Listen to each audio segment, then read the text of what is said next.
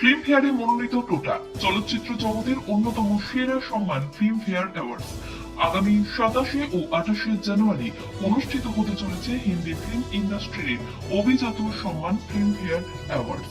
গুজরাটের গান্ধীনগরে অনুষ্ঠিত হবে এই বিশেষ পুরস্কার বিতরণের এই অনুষ্ঠান।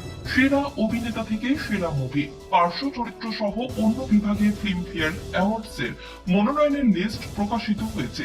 সেখানে জায়গা পেয়েছে বাংলা ফিল্ম ইন্ডাস্ট্রির সিনিয়র স্টার টোটা রায়চৌধুরী সৌজন্যে রকি और রানী কি প্রেম কাহানি। এই ছবিতে পার্শ্ব চরিত্রে অভিনয় করেছেন টলি অভিনেতা টোটা রায়চৌধুরী। ফিল্মফেয়ার অ্যাওয়ার্ডসে সেরা পার্শ্ব চরিত্রের জন্য মনোনয়ন পেয়েছেন তিনি। উল্লেখ্য, অ্যানিমাল ছবির ববি দেওয়াল সহ অনিল কাপুর, ফরাজের আদিত্য রাওয়াল, টাইগার 3 এর জন্য ইমরান হাশমি আর ডাঙ্কিতে ভিকি কৌশলের মতো বলিউডের তাবড় স্টারদের সঙ্গে লড়াইয়ে সফল বাঙালি অভিনেতা টোটা